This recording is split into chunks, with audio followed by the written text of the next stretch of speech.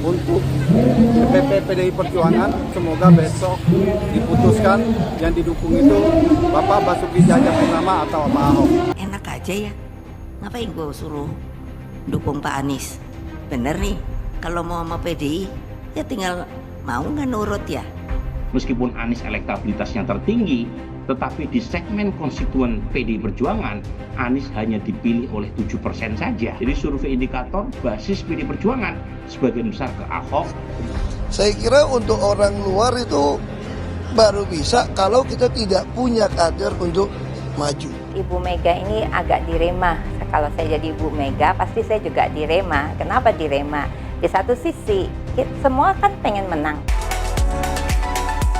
Berbicara tentang dunia politik. Di politik ini pertama kita harus mengerti dulu. Ada istilah, nggak ada teman abadi, nggak ada musuh abadi, yang ada kepentingan abadi. Kepentingannya apa dulu? Nah sekarang wacana ini timbul. Mau menduetkan ya Pak Anies dengan Pak Ahok. Orang-orang beranggapan bahwa itu bisa terlaksana. Tetapi saya mau sampaikan bahwa itu tidak mungkin. Kenapa? Karena itu bertentangan dengan Undang-Undang Nomor 10 Tahun 2016.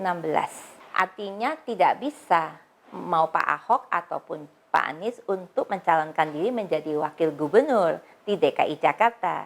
Karena mereka sudah pernah menjadi gubernur di DKI Jakarta. Ibu Mega ini agak dilema. Kalau saya jadi Ibu Mega, pasti saya juga dilema. Kenapa dilema? Di satu sisi, semua kan pengen menang. Nah, kalau pengen menang, kelihatannya Pak Anies lebih unggul. Ya, secara hasil survei lebih unggul daripada Pak Ahok. Sehingga kalau mau menang mengarahkan Pak Ridwan Kamil, ya pilih Pak Anies dong. Tapi Pak Anies kan bukan kader. Terus kalau misalnya Ibu Mega pilih Pak Anies, mungkin kerugiannya apa? Kader-kader PDIP akan kecewa.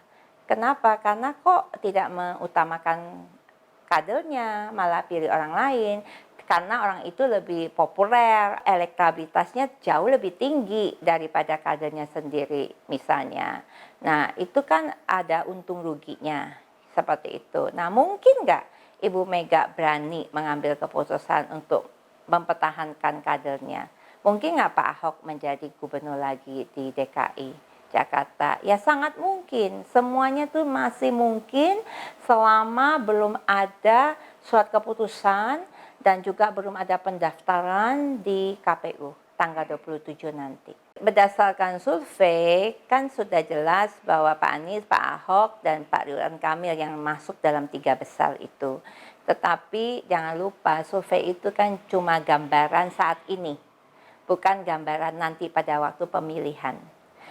Contohnya adalah waktu saya di Belitung Timur, survei itu dilakukan di bulan Juni, ada lah orang-orang yang melakukan survei, bahkan saya belum mencalonkan diri tuh, jadi belum sosialisasi, belum apa-apa, jadi belum banyak masyarakat yang tahu. Nah akhirnya dibilang bahwa survei saya rendah, makanya itu saya nggak mau dipilih. Padahal kalau sekarang pergilah survei di Belitung Timur, survei saya akan tinggi sekali, masyarakat banyak. Kenapa? Tergantung juga waktu surveinya kapan, dan juga tergantung siapa yang survei.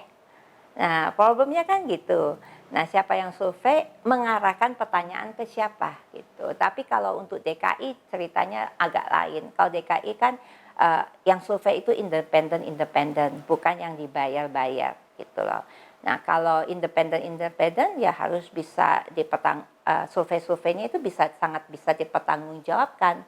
Oleh karena itu survei independen ini menjadi satu indikator sebetulnya Jakarta ini cuma 3 tokoh ini yang menarik, Pak Anies, Pak Ahok, atau Pak Ridwan Kamil gitu loh.